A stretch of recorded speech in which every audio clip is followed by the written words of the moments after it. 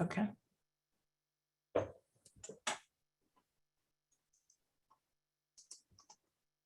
Welcome to tonight's Rockbridge Conservation Seminar. I'm Eli Fishbaugh, facilitator of the seminar series.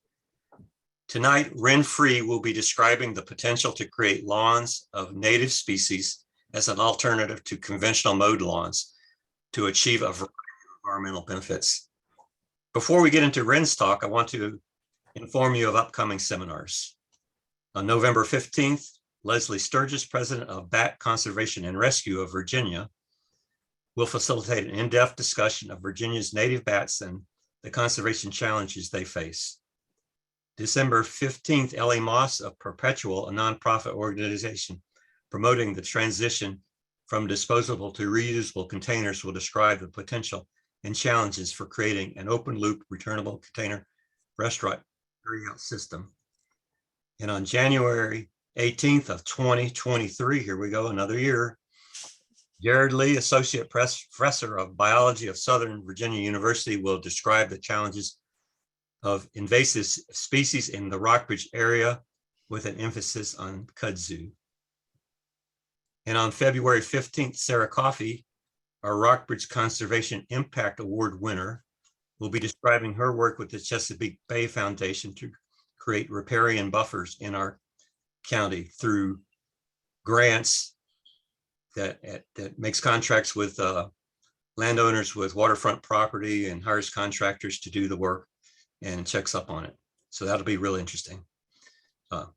Tonight, Wren Frueh will focus on what native lawns are, why they're important, and how to begin the process of putting one in.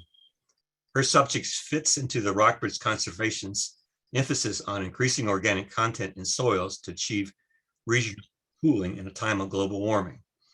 Wren is currently a leader for Valley Conservation Council, a local land trust dedicated to protecting Shenandoah Valley and surrounding areas.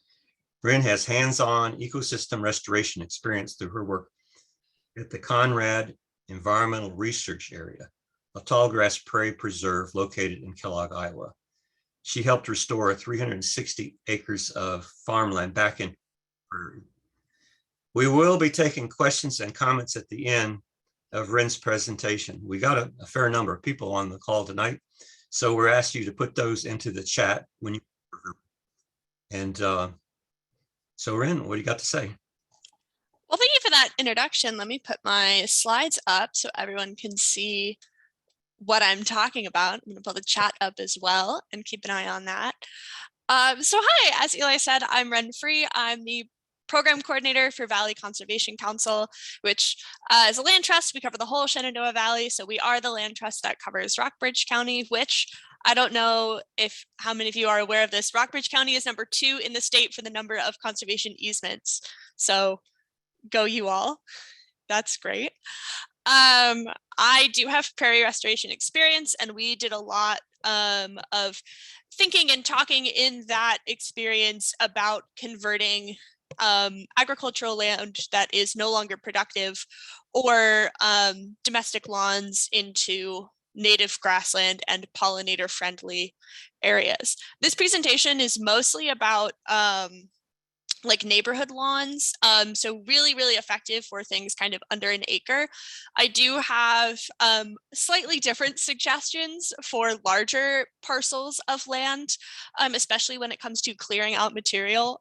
We will get to there, but those come with some caveats. So we're going to jump right in. So native lawns, these are earth-friendly alternatives to our kind of traditional turf grass lawn. I'm on the wrong thing. There we go. So very simply, what are native lawns? Native lawns are one alternative to turf grass that promotes the use of native grasses, forbs. When we're talking about forbs, that's a botanical term. It means any plant that's not a grass and not woody. So no shrubs or trees, but things like wildflowers, legumes, things like that. Minimal disturbance and ideally no chemical use. Sometimes minimal chemical use is required in places with really severe takeover of invasives, but ideally there would be no chemical use. Native lawns recreate native meadows, which provide habitat for native animal species, especially for pollinators, but they are good for a wide variety of different animals. And if you're bringing in pollinators, you're bringing in other species that live alongside pollinators. Native lawns are really special in like ecological conservation and these broader environmental movements because they're really, really location specific. So what we are going to do for a lawn here in Virginia is going to be very different to someone living in California or Texas or Idaho. It's going to be very different just because the species that we're accommodating and we're trying to bring in and the amount of water that we're dealing with. So the first thing is rethinking beauty. Native and natural does not have to mean unmanaged or unsightly. When we think about, letting lawns grow and no mowing specifically, the image that comes to mind is overgrown lawns that are not well managed, that may look unsightly and be full of invasives and bring unwelcome, I'm trying not to say ticks, but ticks, into places where we would like to experience nature and spend time outside. But as you can see from these examples on the slide, you can still landscape around a native lawn. You can mow parts of it that include pathways and spaces to use or to let your pets go outside and run around. These are all things that are welcome and capable. It's a different way of thinking about landscaping that can make the aesthetics important and not just be an overgrown and abandoned place. We're still putting love and care into our land. We're just not doing that by mowing. So this is a graphic from an organization in Vermont. And what I really like about this graphic, it has a lot of really interesting information, but it's showing different areas of use. So we can see there's the mowed area with the chair down by the water and right backing up to the house that is mowed for, again, children to play outside or pets, or you to have events outside, eat dinner outside, have picnics, all these things that we use lawns for now. And as we can see, as we move further away from the house, it's becoming more and more wild. We're incorporating native plants and habitat in while also accommodating space for ourselves. And that's something that I really like thinking about sustainability and native lawns, is that we are not only accommodating the wildlife and the ecosystems and all of these climate ideas, we are accommodating our own needs with that as well. So that's something just to kind of keep in mind as we're moving through this discussion and presentation. So what are the benefits to natural and native lawns? There are a lot. The first one that we often talk about is wildlife habitat. We're bringing in wildlife, we're giving them safe places, safe cover, food, shelter, all of these things that wildlife need. Soil health is a really, really big one. And this is a wide umbrella from everything from carbon sequestration to just improving the microbiome of your soils and getting it back to that really, really productive soil when we're thinking about that like nice, dark farmland soil. Native lawns are really good at that because the ecosystems are able to naturally cycle nutrients and manage water in ways that a monoculture of turf grass just isn't able to do effectively. Water management goes hand in hand in that, especially if we're thinking about water runoff. Turf grass is better than concrete, but not by much in terms of managing water runoff. And if we're using things like chemical pesticides and fertilizers on our lawn, a lot of that is going straight into our rivers and streams. Whereas if you have these native and natural lawns, their root systems are a lot more developed. So they can filter a lot more of that water through before it gets into our surface water. This is an example of prairie grasses, which don't quite correlate to Virginia, but so turf grass has a root structure of about 4 inches max. Some prairie grasses can have root structures of 15 feet in depth. So they're able to just hold on to that soil and filter that water a lot more effectively. Now in Virginia, to my knowledge, we don't have any plants or grasses with root systems that excessive, but we are going to see, we're talking about feet and not inches when it comes to the depth of these root systems. Ecological restoration kind of lumps all of these ideas in together, and thinking about our lawn not just as, you know, a parcel of green space, but as an ecosystem, and benefiting and rewarding and renewing that ecosystem on the small scale can be really important. And you can actually see life come back in small spaces when given this attention to the ecology of the area. Climate resiliency is another big one, which again just kind of lumps everything in together under one name. So climate resiliency can mean a lot of different things. But overall, more biodiversity, more access, like wildlife have more access to habitat, more pollinators, better water, better soils. All these things are going to, in turn, sequester more carbon. If we're talking about, you know, climate change as a discussion of carbon in the atmosphere, which obviously it's a lot more things than that, that's a really easy way of thinking about it. Grasslands, well-managed grasslands, even on a small scale, are up there with forests in terms of how much carbon they can actually sequester. They're able to bring in huge amounts of carbon from the atmosphere and turn that into plant growth and wildflowers and all these beautiful things. So they're a big tool in climate resiliency. And we don't really think about, you know, massive swaths of manicured lawn as a grassland. That doesn't mean that we can't.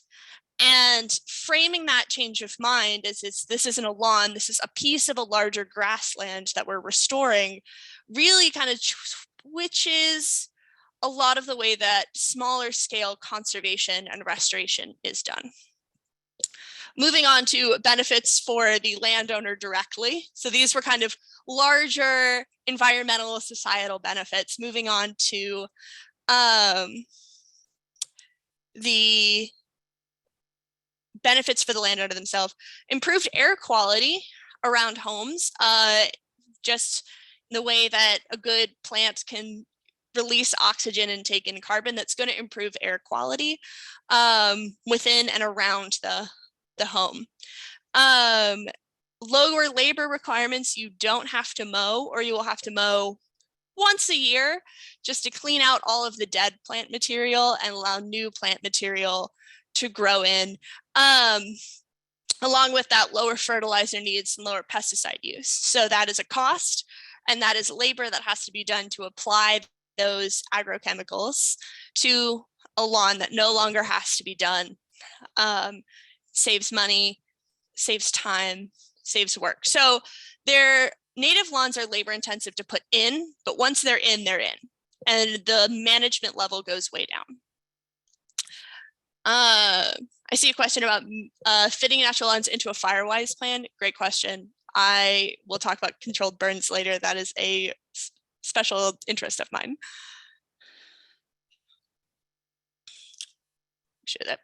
So wildflowers are a huge benefit, you know, for thinking about just aesthetic qualities of a lawn. We want landscaping, we want beauty, we want color. Wildflowers are a great way to do that. There are hundreds of native and commercial seed mixes available, anywhere from a few ounces of seed up to 25 pounds if you're doing large scale restoration. I have them linked in the presentation. We will be sending out the slides as a file after this with all of the resources linked. Your specific flower choices should depend a lot on your specific property. That's going to depend on things like the amount of sunlight and the water drainage in your yard. And so some plants like more alkaline soil, some plants like more acidic soil, some plants like more moist soil, some like drier ones. So just like planting a garden, you're taking into account the way that the plants will flourish the most and what your parcel of land has to offer. The Agricultural Extension Office through Virginia Tech has a lot of resources to get those soil tests done and get the right mix of wildflowers for you. My parents live in Bridgewater in Rockingham County, and they recently did this with a portion of their yard that had some drainage problems for years. And the Agricultural Extension Office, they got a soil test and they got recommendations from someone at the office as to what seed mixes they should buy and what specific plants they should look for.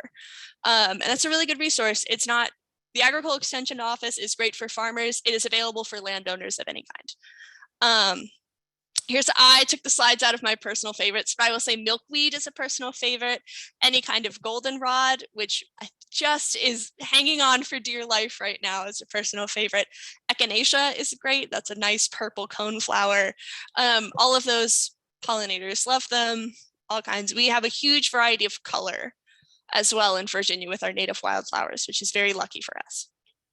So when planting for pollinators, we're thinking about 3 B's. We're thinking about birds or bugs, birds, and bats.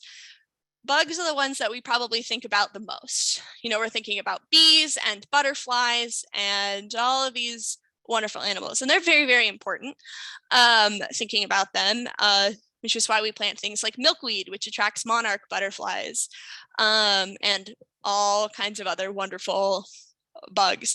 But birds are also really big pollinators. We have hummingbirds in Virginia that pollinate. We have other birds that come in to eat the bugs that are on the flowers and end up spreading a lot of pollen. Things like that. And bats are the third one. Bats either come into flowers to eat the bugs or are also coming in to get some of that sweet nectar from the flowers and are spreading pollen as they do that. So if you're picking a mix of plants, whether that be wildflowers or trees and shrubs, really thinking about not just getting plants that are good for butterflies, but plants that are good for birds and plants that are good for bats and all of these things to really increase the biodiversity potential of the space that you have. And you can do a lot, and attracting a little, like planting a few for each of these will increase that as you go. Because if you're planting for bugs and bats, you're going to get way more bats because they're going to come for the bugs and they're going to come for those plants that they like a lot. So this is a lot of grass names, but this is mostly to show that if you're interested in grasses, not just wildflowers, which I recommend that you do, grasses are really cool. The DWR, which is the Department of Wildlife Resources, actually has recommended mixes for us in Virginia. I should note that tallgrass mixtures can be 5 or so feet tall. I know I'm 5'10" and big blue stem is right about at my height on occasion. But short grass mixtures are going to be like a foot lower, maybe 2 feet if we get a lot of rain. So these are grasses that shouldn't be mowed. They should just be kind of left alone. Once they're established, they're perennial. They'll come back every year. These are really good for any kind of herbivore that's going to come into your lawn. Birds also will use these grasses to build nests and all kinds of other stuff. They're really good. They're also very, very pretty to watch in the wind. That might be because I worked on a prairie and I'm a little bit biased with my love of grasslands, but they're really pretty to watch. And that 1 pound mix of native forbs at the bottom, that's going to be wildflowers mixed in with your grass seed, because the whole point is that it's not just grass, it's a whole ecosystem of various plants and organisms.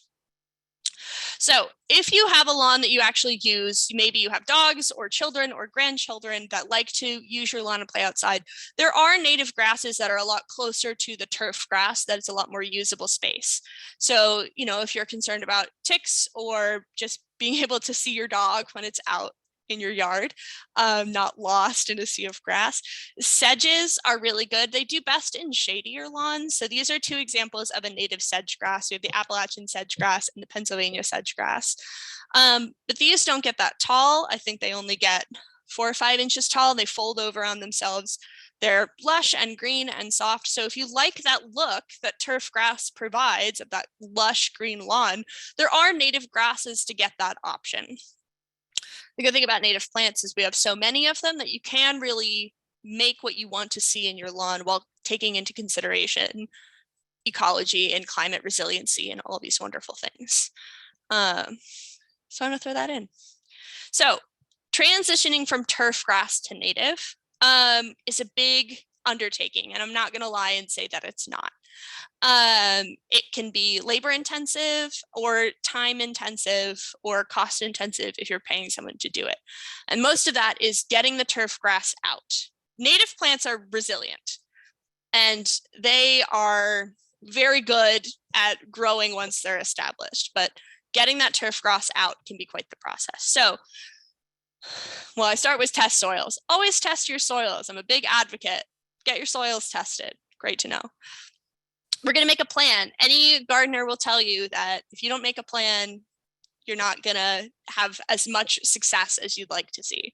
So that may be, you have 2 acres. We're going to start with half an acre in native grasses. And where is that half acre going to be in our lawn? Is it shady? Is it sunny? Is it along a waterway? Is it at the top of a hill or a bottom of a hill? Really taking the time to think about your land and where you would like to see these native grasses will go. That is a great way to ensure success. And it also really gets you thinking about your land. Maybe it's where do you see the most birds in your yard? Where are they already congregating?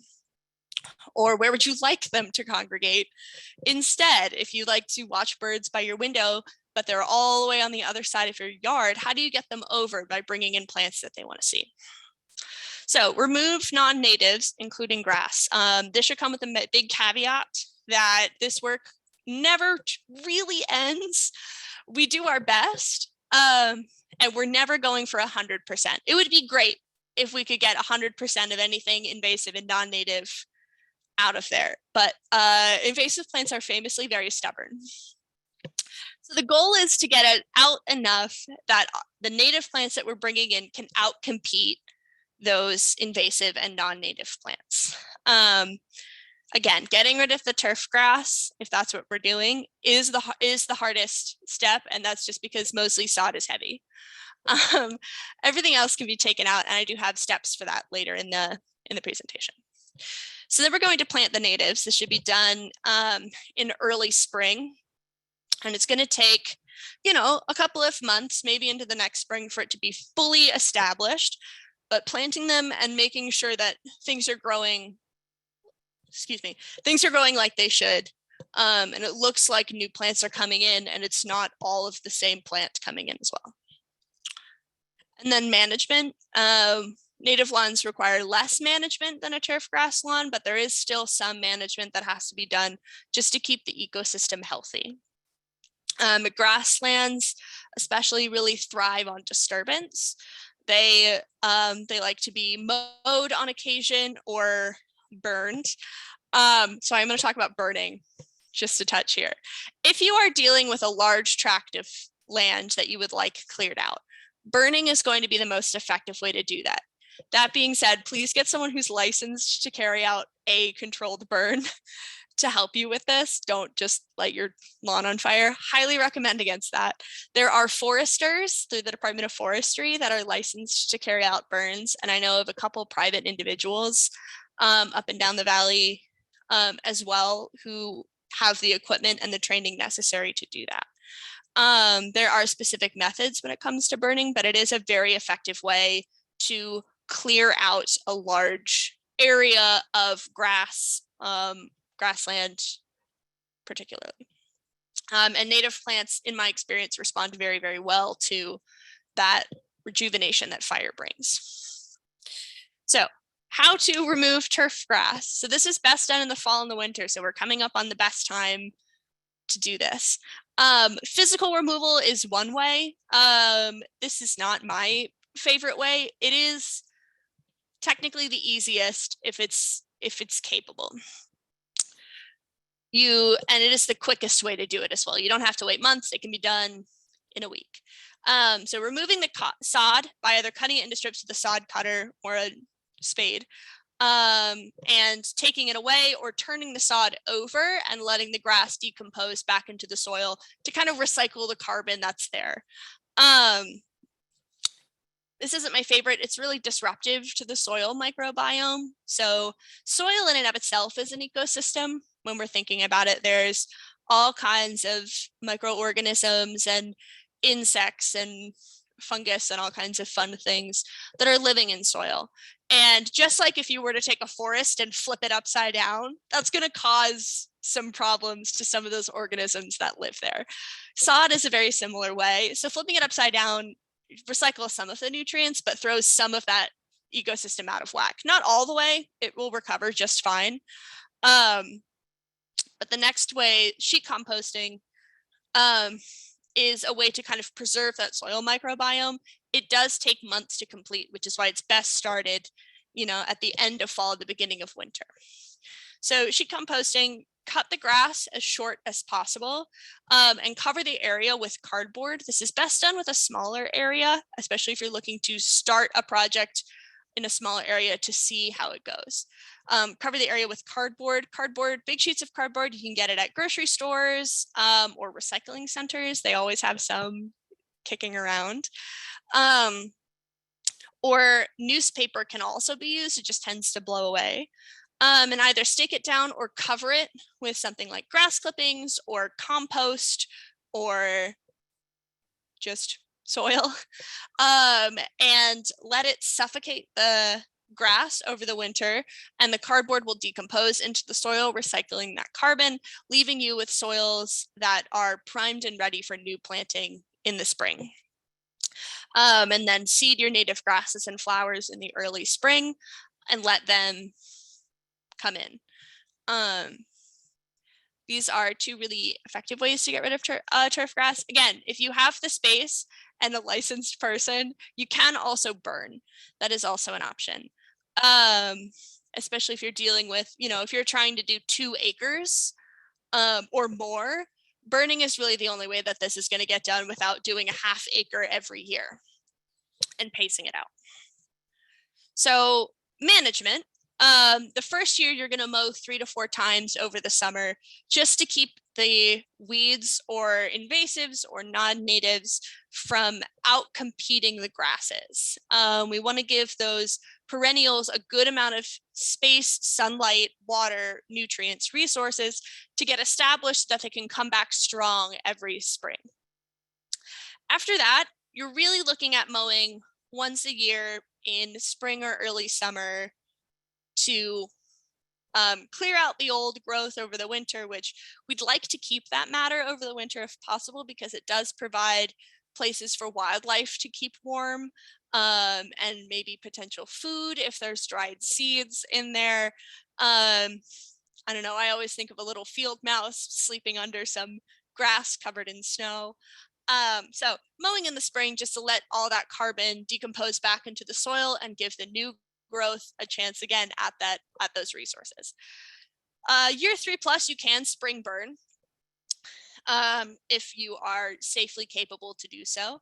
If not, mowing is just fine. In studies of prairie, burning and mowing are fairly equal in terms of benefit. Burning is a little bit better, but both are great. The prairie that I worked at used both depending on the weather conditions at the time or the specific plot or the plants that we were trying to foster, because some prefer burning and some prefer mowing. And then after that, you just do that every year. Mow once in the spring, let it all come back in, and enjoy fostering a habitat. Now, of course, we're not, invasives will come in, they will try to come in. They are invasive. That's what they do. So keeping an eye out for plants that may look out of place, or if you see anything, if you keep a list of common invasives, which most conservation organizations up and down the valley can provide, and seeing in, and sometimes that just means going in with a pair of garden clippers and just clipping them out before they can go to seed head.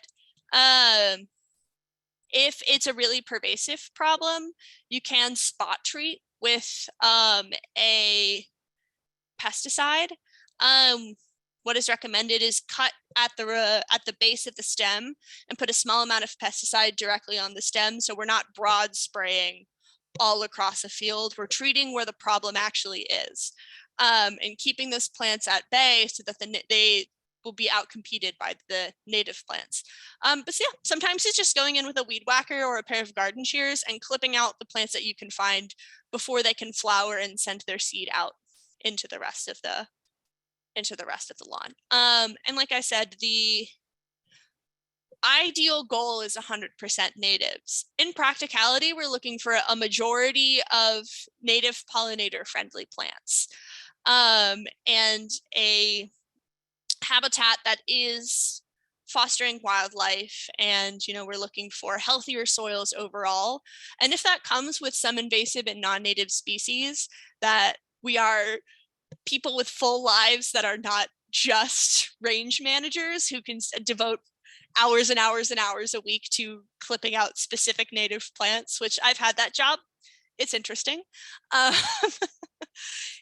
It is fine and great, and some is better than none when we're talking about any kind of climate anything. And when it comes to sustainability, doing something is almost always better than doing nothing. So even if that is, putting a 1/4 acre into native lawn and keeping the rest of it turf grass or mowed or however, is great. It's more than it was there before, and some of those benefits are still coming in, and that's great. Moving on, again, I already talked about this. Look at that, I'm ahead of my PowerPoint. This is a good point that I made. If invasive takeovers are severe, also, you can contact local conservation organizations or foresters or master naturalists or the extension office. All of these resources, I have a bunch linked at the end of this presentation, to help develop a management plan, which is just a formal plan of a calendar of what to do when, and resources to use and methods for specific plants that can be developed for your property specifically, or like one specific invasive problem. So, working within ordinances and homeowners associations. So I know Augusta County and Stanton both have lawn ordinances, and I believe Lexington does as well. If you're not aware what a lawn ordinance is, it's a city code that specifies that lawns should be mowed and not unruly, and basically to keep places aesthetically pleasing without looking abandoned, for lack of a better word. You can do a native lawn within these civil ordinances. Aesthetics and intentionality are key to solving that problem and working within those constraints. Making things look intentional, like they were done on purpose. This may mean landscaping beds with trim around it. This can be signage. This can be just well-managed areas. So doing garden beds instead of annual flowers that get planted, putting that in native perennials instead. Focusing on pollinator-friendly native flowers. People are a lot less likely to get angry about wildflowers than they are lots and lots of grasses going to seed head. And again, we have some absolutely beautiful flowers. I will say black-eyed Susans are native to Virginia and a very common landscaping plant. So focusing on plants like that, bringing those in, can do a lot to bring in native plants while working within those rules. Signage is also an option, putting out the kinds of signs you see for political candidates that just say, this is a native pollinator friendly garden. It's not mowed on purpose. We're fostering habitat for the bees. Things like that, making it very clear that this is a purposeful choice, and maybe even providing a couple of reasons why. For the bees, for the birds, for we're saving the Chesapeake Bay watershed, things like that, always helpful to throw in. And then keeping walkways and edges clear and tidy. So mowing a border along anywhere that people are going to walk. So for example, both of these have native plants, but the one on the left is way more likely to be accepted and people will look at it and go about their day. The one on the right is a lot more likely to receive that fine or that notice from the city that your lawn needs to be managed. And we can see the differences the one on the left is planned out. It looks like landscaping. And again, there's that mowed edge in between the walkway and the garden bed that says this is an intentional choice and this is a managed piece of land, even if it's not fully mowed. That can go a really, really long way into helping this. Now, if you have a particularly strict homeowners association, this may take a policy change. And I'm happy to provide resources and data as to why this should be allowed. So I will send out the presentation, or I will send this to our wonderful RAC hosts to send out through their listserv. These are some options for Virginia blend wildflower seeds that I was able to find. These come in different mixes, and these come in different amounts that can really fit any size of parcel that is being restored.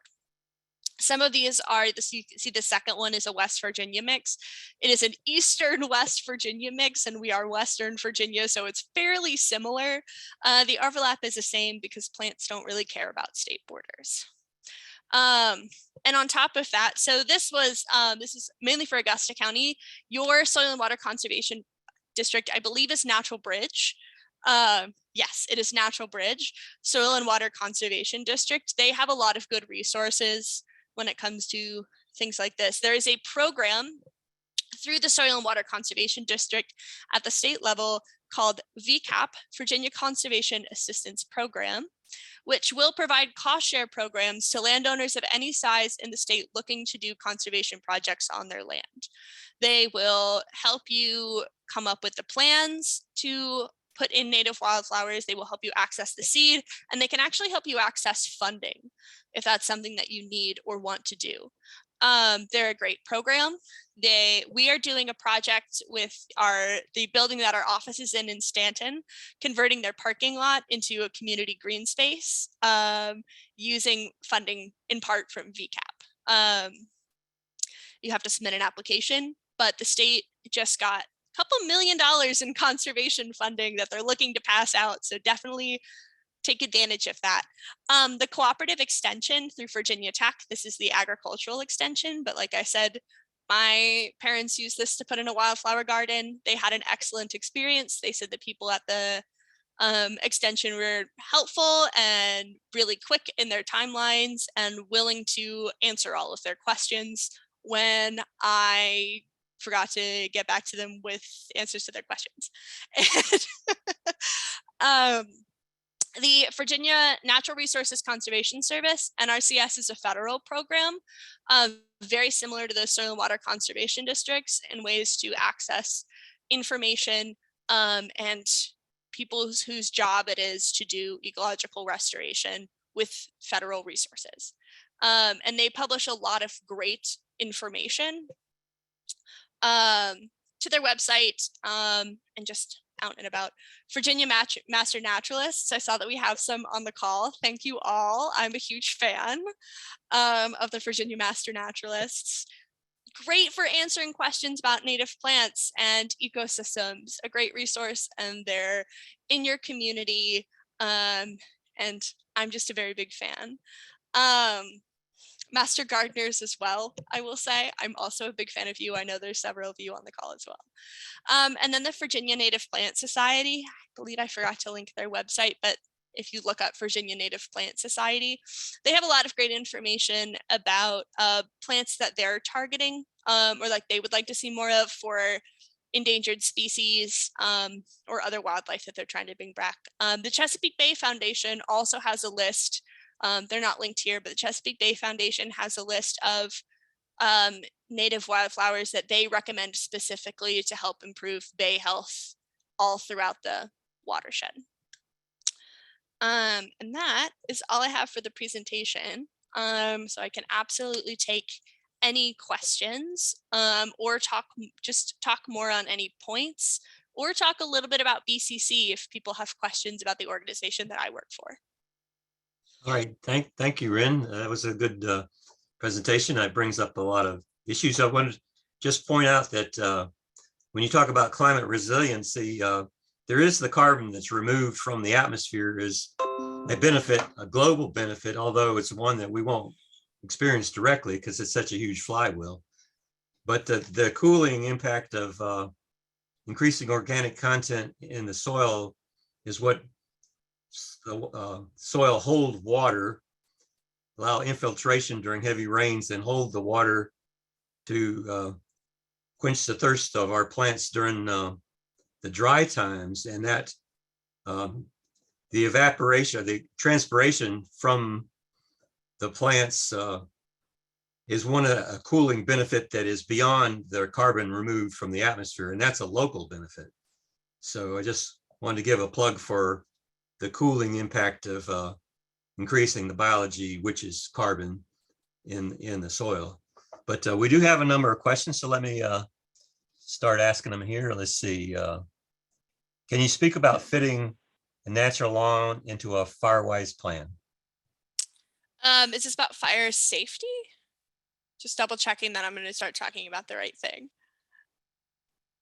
I'm going to see this what the question's about, and if it's wrong, please. Yes. Okay, perfect. So planting away from the house, giving yourself a buffer of mowed grass is probably the safest thing to do.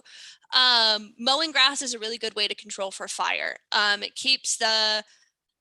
does keep the grass kind of like short and full of water and very, very hard to burn. That's the easiest way to do, is leaving a buffer of mowed grass, which you would probably do anyway, so you can use that space for recreation or all of the things that we use outdoor space for. Is the safest way to do that. I cannot say which distance of buffer is the best without looking at your property specifically. But a couple, I don't know, 20 feet probably at least is a good distance. Maybe you can do a little bit less. And if we are at a high fire risk, which occasionally happens, that would be a time to mow. If we are looking at an increased fire risk from fire departments, or when you're out in the national forest and they have those Smokey Bear signs that they put the fire risk in, that would be a time to mow, just for safety for everyone involved.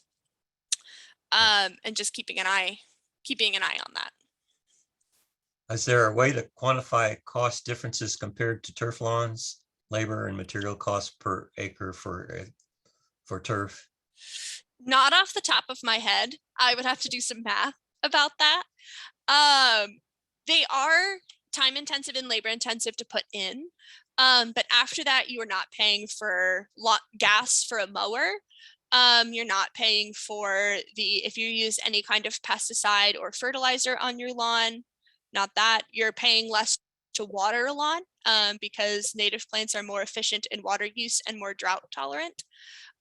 So all of those costs over the years would add up, and your time as well. If you're only mowing once per year in the spring, or if there's a fire risk, and I don't have a lawn, I don't know how often people mow, but fairly often, that's time that you now have back as well. So that wouldn't be necessarily a direct monetary cost, but it would be, you get your Saturday afternoon back. You don't have to spend that mowing your lawn. You can go do any of the number of wonderful things that we have to do here in the Shenandoah Valley. That makes sense. This is the question I entered. Can native species be established if the original lawn is low in organic, biologically active content? That is a great question for the Agricultural Extension Office. That is the things that they're specifically trained to do. I will say a good nutrient management plan, and things like compost and increasing the carbon content in your soil are all things that'll help those native plants get established. There are plants that prefer different types of soils. You know, we think about all the different types of soil we have just up a mountainside. You know, if you're on a hike going up a mountain and you think just how the look of the soil will change as you're going up the mountain, there's plants everywhere in all of those different soils. So it is about finding the right native plants for your specific parcel. And that's part of the reason why I love this topic and think it's really interesting. It gets gets you thinking about not just conservation in this global sense, this decreasing of carbon in the atmosphere globally, or even on like a Virginia scale, even thinking about, this is benefiting the Chesapeake watershed. This is for you and your lawn and your relationship to that land, and again, it gets you involved in thinking about it. But yes, the Agricultural Extension Office would be the best resource for that. They can provide you a soil test and recommendations to fit in with the results of that test. Well, I would say that I'll recommend that establishing the biology would be part of that transformation. In agricultural systems where people are transferring from chemical agriculture that has low life, there's a transition period where you can seed that life. And it's kind of like being a drug addict. I mean, you sometimes have to have that heroin when you're trying to kick it, but that's a whole nother subject. So let's go on to the next question. What should we plant around apple trees? And how do we remove Vincem major? I'm not sure what that means. I'm not directly aware of that. That plant, but I would say manual removal before things go to seed head, and then spot treatment with, I think it's glyphosate, like a Roundup. Again, just a very small spot treatment.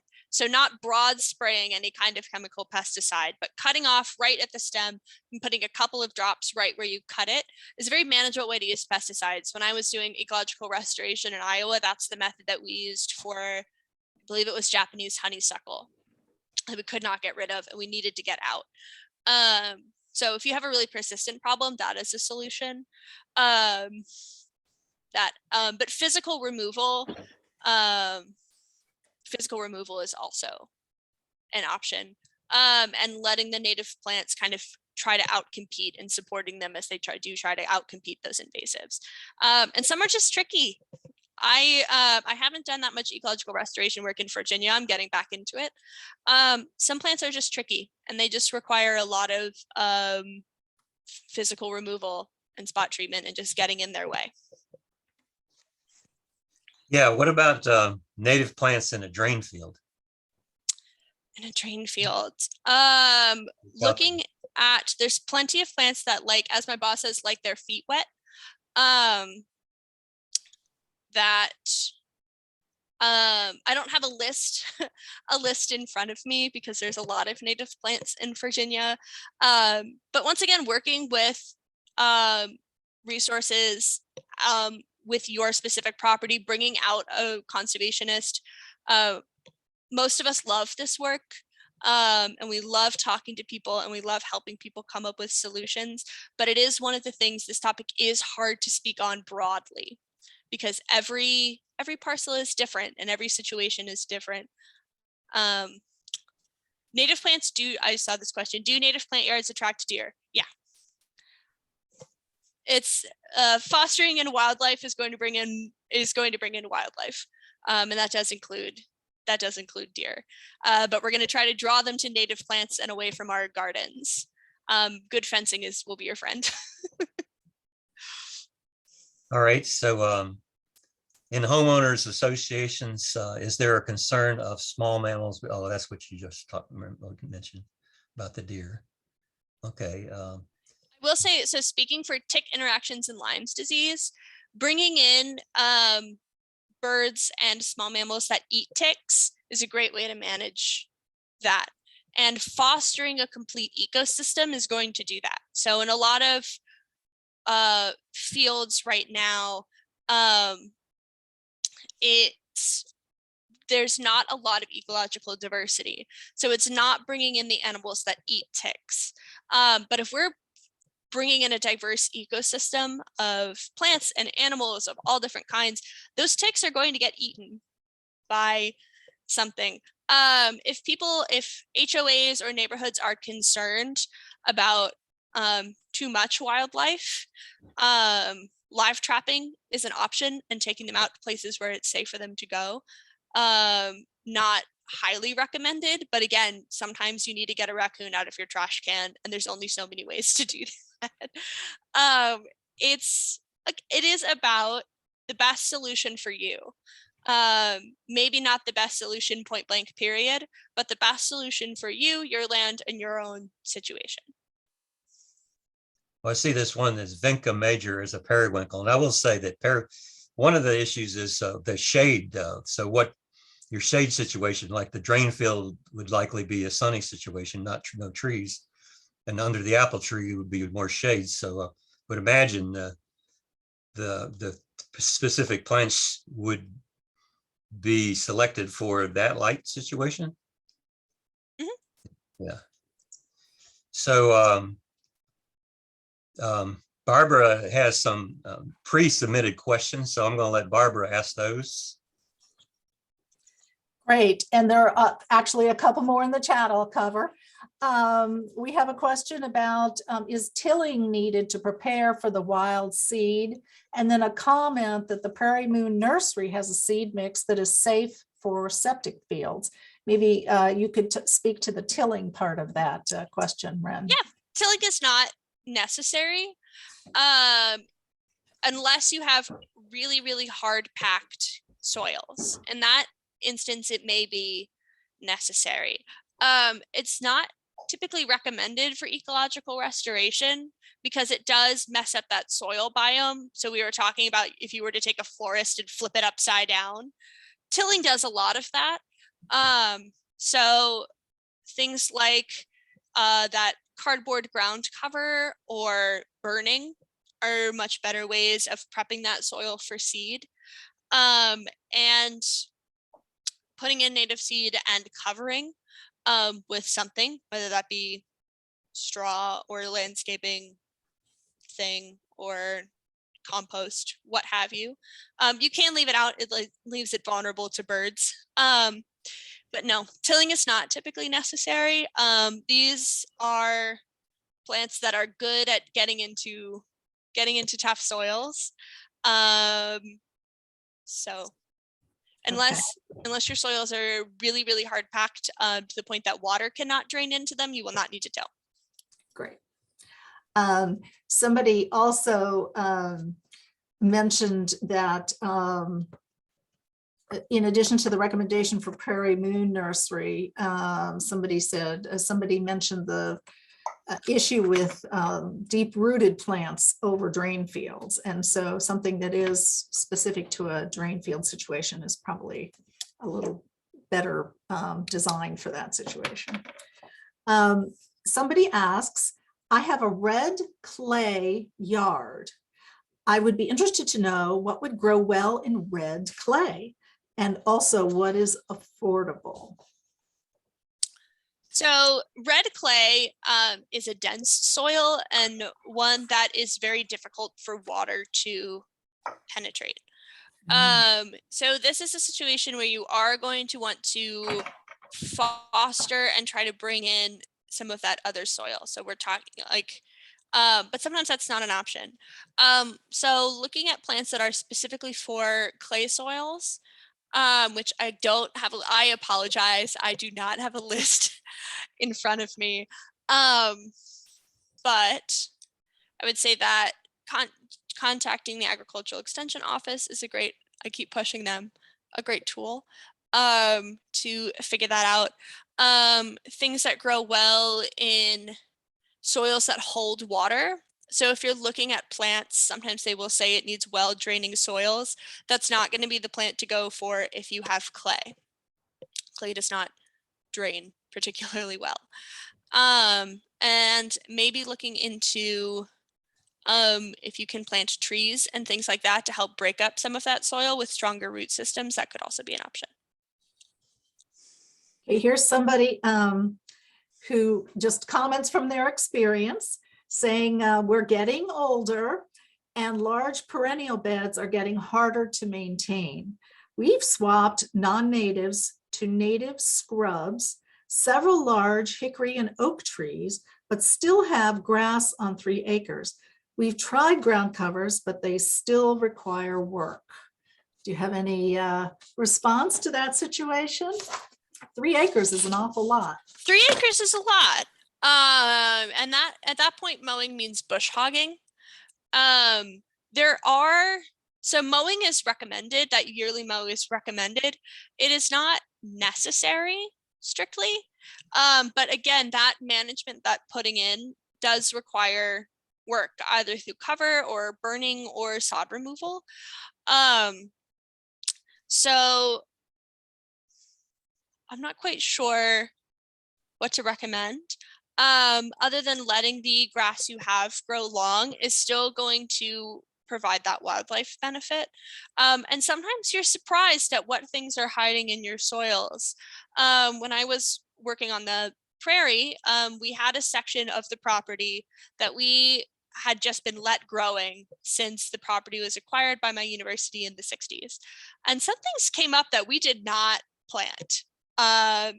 So sometimes there are hidden gems, hidden seeds hiding in the soil, or grasses that do better once they're let to grow instead of turf grass, which likes to be short. So maybe give it a year or two of just not mowing or mowing once, and just seeing what comes up naturally. Is also an option, because sometimes you can be surprised about the things that are hiding. And it may not be entirely native grasses and wildflowers. There's probably going to be some invasives in there, but some flowers and tall grass is better than none and less work. So. Okay. Here's somebody who says that I live in an HOA, which you mentioned earlier, that has a large field that is mowed weekly during the summer. I'm interested to learn of other ways this space could be managed, and if a native lawn would make sense in that kind of space. Yeah, I would say a native lawn is probably perfect for a space like that. If it's not used for recreation, it's even better. And you can mow walking trails through that. If you call it a wildlife education trail, people go for that way more than you say, I would like to not mow a field ever. And again, I'm happy to provide resources of all of the benefits that I've talked about, of the things that these bring, the better air quality, the better water quality, the better soils, all of the pollinators that come in. And depending on the size of the field, it can be covered in the winter. If this is an HOA, landscaping fabric is an option. That has to be taken up in the spring, and cardboard can just be left there. So I normally advocate cardboard. You can also get cardboard for free, so it's another perk. But if this is a community project, there's a lot of things that can be done working collaboratively. Conservation is best when done in a team. And I don't just say that because I am employed to be a team conservationist. But yeah, that would be a great use of that land. And again, if you plant a lot of wildflowers, the big aesthetic benefits as well. A lot of people say that they like really manicured lawns until you show them a field of wildflowers, and then they're like, well, yeah, that's nice too. And you're like, well, you can just do that. That's also that's also an option. I would just like to jump in to say that that field is a real potential carbon sink, because I believe all our lands should be used as a carbon sink and not just agricultural lands. And that's where I was interested in your presentation. But that field is an example. It could be managed specifically to bring to put more organic content and biology in that soil, and that has a cooling impact. That's the point I keep coming back to. So that's an opportunity to cool our region. So I would encourage that. And I'll mention one other resource, which is the Virginia Pollinator Smart program, which is designed for these larger areas. And they have advice, a guidance manual, options for seed mixes, and all kinds of things on their website. If you Google Virginia Pollinator Smart program, you'll get right there. But I'll also say that we'll post some of these links. Well, first of all, it'll be in Wren. The links that she's already provided will be in her slides that'll be posted on the RAC website after this talk. And we'll include an additional list of other links to Rockbridge specific extension and soil and water conservation district and NRCS sites. So look for that. Now here's somebody who says, it's an economic question again, and I know you've sort of touched on it, but do you have any sort of seat of the pants estimate for what the cost would be to convert a mowed grass lawn? I'm thinking, you know, more of the typical residential type situation now, to a native grass or a wildflower type planting.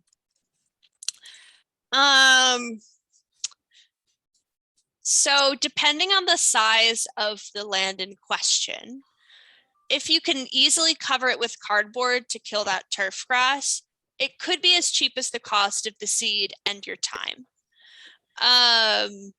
If you are looking at a larger property of land, it's going to be more expensive just to do that. I'm not going to call it removal. I'm going to call it an ecological reset. To do that reset is going to be more work, and it's going to take more resources. But if we're thinking about a residential lawn, or, you know, maybe just a backyard, maybe just a front yard, and you can get cardboard for free at a recycling center or grocery stores. We'll just put out the cardboard boxes that they get their fruit shipped in, and you can just take it. I've done it when I've moved. They're normally really happy to get rid of it. And other places that get a lot of shipments, you can usually find cardboard for free. Putting that down over your grass over the winter, and then buying a seed mix would be your main expense in that case, as well as time, which again, depending on the size, is going to change. So how much is the cost of a seed mix? I'm trying to think off the top of my head, 25 to 50 bucks, not counting any cardboard, again, depending on the size of the property. Terrific, thank you. Is there a problem if somebody does have, here's somebody who's written in saying they have 30 acres in grass. Is there a problem if you just do some of it at a time? Absolutely not. That is, okay. Doing something is always better than doing nothing. And it doesn't have to be all at once. Even if you're doing a residential lawn, you know, you can do a quarter of it one year, and then, okay, that went really well, and we know what we're doing now, so we're going to do, you know, another quarter of it this next year.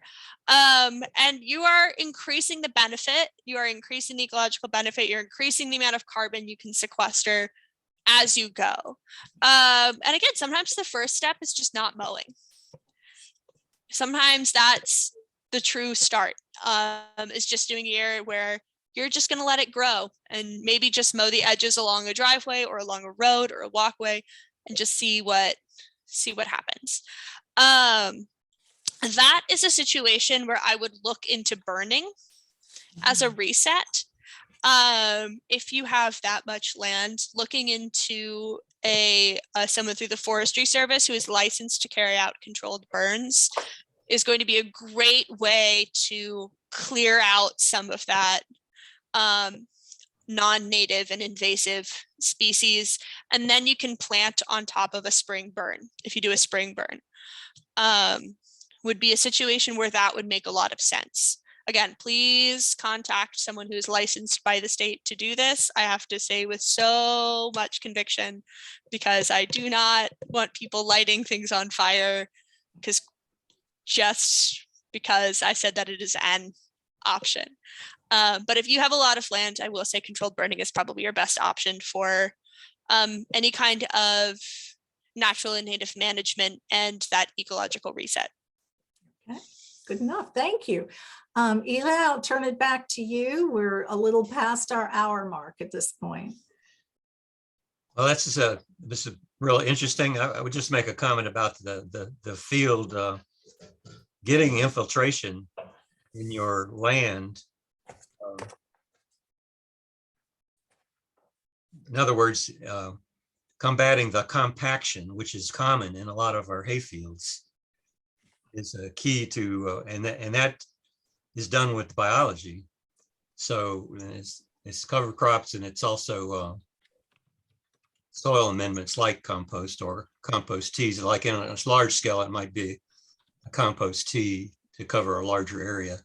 But yeah, getting the compaction is because that's what sends the water directly into our streams and contributes to flooding. So all these things that you're talking about, Wren, are contributing to loosening up the soil. And like I said, that has a cooling impact. But I would just ask, anybody have any comments? If they don't have questions, just have something to say about the subject. And if so, just unmute and speak to us.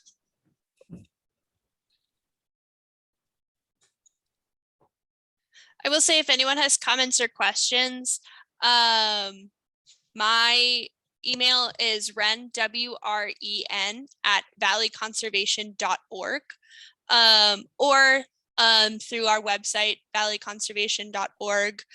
My email is on there. Great way to get in contact. And I'm willing to answer any other questions over email. Thank you. Thank you. That's very generous.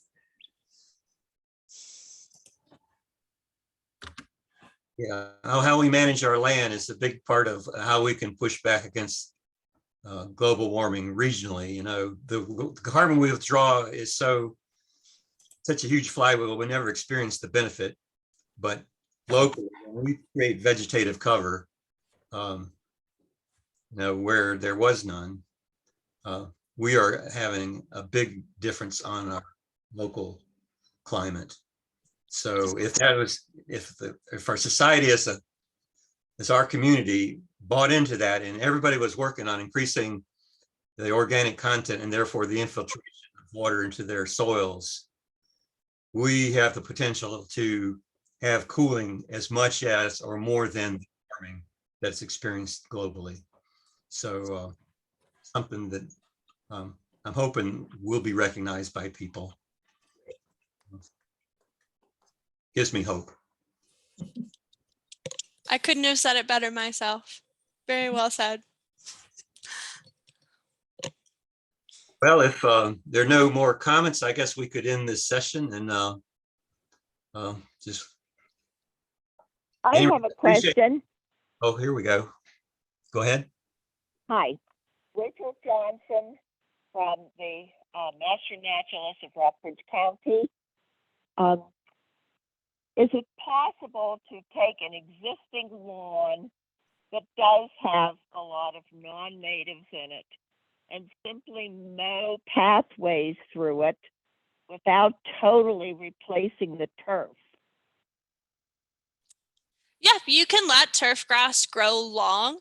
It doesn't have as many benefits as bringing in a native grass does, but you can still let it grow long and mow those pathways through. Mowing pathways through is a great way to maintain the practical use of that space.